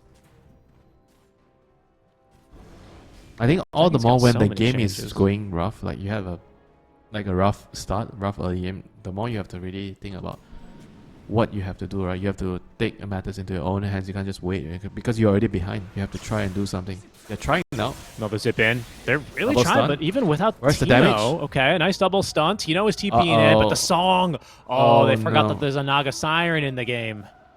To be honest, so did I for a second. Such was the lead that Trailer Park Boys had built up. It's okay, like wasn't a buyback or anything, you know. So it's oh no, Chuan with an amplified damage rune and still about half duration left of Elder Dragon form. They're going to be looking for another fight here, Winter. No arena. Maybe they're going to take it slowly. Arena's still on cooldown, 20 seconds. Or maybe they won't, as Tino is going to get jumped. Yule Scepter, there's a tree behind him. Dragon Tail is barely even needed, honestly, with the arrow incoming. What is that, like a third death straight here on Tino? He's been absolutely getting shut down here. I mean, they're just not doing anything, you know, they're not like starting smokes, moving to a location to start a move. I mean, I think even if the beast has no dagger, right, he's going to axe Ogre Club, but they have to try and do something. At least with the storm, you know, somebody has to join the supports and make a smoke, right? You need to have that 3-man gang squad, you know. You know, the patrol officer, you need to protect your borders. They're not doing that, you know, like everyone is just like minding their own business. Enemies like placing deep wards, look at the wards, you know. There's a lot of vision in their side of the map. And the rest of the carries or the cores are farming on the edges of the map, you know. But you need border patrol. If you don't have border patrol, they will catch all your heroes on the side of the map. Sure. Yeah, I mean, it's been very clearly one-sided, right? A 14-1, just over 20 minutes in, as we have nearly a 10k net worth lead building up for the Trailer Park Boys. They have been playing an excellent pick-off lineup, right? I mean, they've just been getting pick-off. They've been moving basically from pick-off to pick-off to pick-off. And now Chuan is starting to do a little bit more damage to some objectives as the last tier 2 tower here is set to fall. That BKB is online, though, for Team Nimister, so... You know, for the Phantom Assassin, I mean, she has still managed to find farm, but it's Storm and Beastmaster who are a little bit more lagging behind right now. Yeah. He's finding farm at the cost of his teammates, right? This is like the problem with the map being so small. I think they have to try and do something, you know, they can't just wait. Like even with the Aegis, you have to like try to maybe just pick someone off, you know, smoke to an area, just get a kill, get out. Like if they're not doing anything every single time they see that they get spotted under radiant wards, they're just gonna die. Then Zenity, he's gonna die now. Both of them are gonna die. No chance to get off the BKB, and the snowball was perfect. I mean, it's just not enough, right? They are just like sending their supports to bodyguard the cores on the side lanes and just hope that they don't get caught and the supports die, you know. And if they get caught, everyone just dies, you know.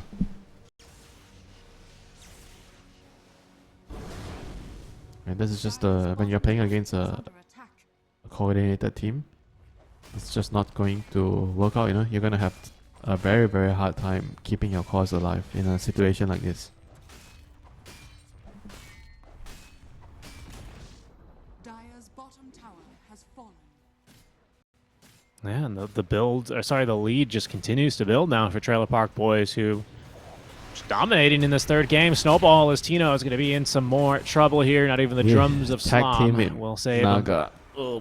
That was disgusting damage. Not even a level 4 tag team, it's just a level 2 tag team. Yeah, I feel like we've barely talked about this Naga, right? Because she's just been vacuum farming basically her entire side of the map, while Trailer Park Boys have roamed as 4 and picked off literally everyone. You know, it's like a grandfather clock, the way that they've just been swinging from top lane to bottom lane to mid lane, back to bottom. What is that tip, you know? The Beastmaster gets caught, his own teammate tips him. I didn't see it. What is this? Who tipped him? The Storm tips him. Yo, tipped him. What is this? That is not a very good sign. That's, you know? I mean, they are 17-1 behind. That tip just... Ugh. Well, we'll see how I mean, things normally develop. I don't want to talk too much about the tipping, but the game is going so rough, and then somebody dies. Yeah. I mean, the last thing you want to do is tip your teammate, you know? Yeah, I get it. It's a hard thing for us to read into, right? Because at the end of the day, we really don't know what the purpose is behind the tip, but obviously we can still comment on it, and it's a little sus. It's a sus time to tip a friend, isn't it? Like that we can agree on. Yeah, I think Too controversial. they're just trying to play for their own games, you know, instead of like the state of the game. I think it's always like really important when you're building items on your hero. For example, right, because the Beastmaster is going X BKB, right? But I would say that if you are recognizing the state of the game, you guys need to fight.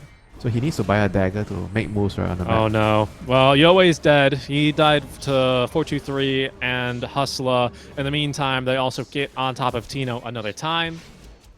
Chuan just blinks right on in. He still has that Elder Dragon form ready.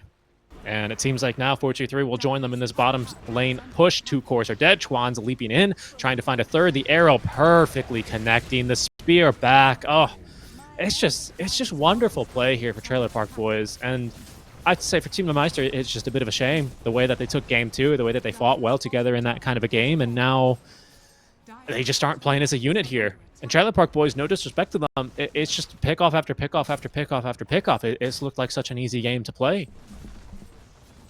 Yeah, I mean, props to them, you know, they've been doing really well with this Naga, especially the DK. I think the DK, Tusk, the Mirana, the trio of heroes from the early game taking the towers, putting pressure. They've been like the squad, the gang squad, you know, the patrol squad that Dire desperately needed but didn't have. And they just took the whole map for themselves, you know, for the Naga to farm and vacuum everything. I mean, Naga is probably one of the best heroes at doing that, you know, either Naga or like maybe a Terrorblade, you know, with the illusions, just clearing out everything. If you're given the space, you farm so much. Smoke play now here from Team Nimister. It's the last one. The last Fura, double BKB. Still online for 423, but they're going to try and sneak around and catch these spellcasters. Another mirror image used. I see leaping in to get rid of the Observer wards, cutting the vision, making this jump even more difficult now is Chuan. He's going to be the one to get jumped. Oh, the activates snowball. The BKB. The Roar is out, but the Song of the Siren and the Snowball save for the counter initiation. They're killing these heroes through the BKB. The arena is not really even used too effectively, but it might not matter at the end. Okay, the Fan of Knives, not enough though. Chuan, he activates his own BKB to dispel it. Tino, he's fallen in the meantime. Denzanity trying to do something in this fight, but he's disabled through the BKB thanks to the Walrus Punch. Focused down and killed off. Chuan drops a tip onto Denzanity. They run up to the high ground. Abega is dead. Yowei jumps in, trying to do anything as he can, but Denzanity types it out. Easy game, GG. Disconnects as it will be Team Nimister eliminated from this SCA Quals DreamLeague Season 26. The Trailer Park Boys, they are upgraded now.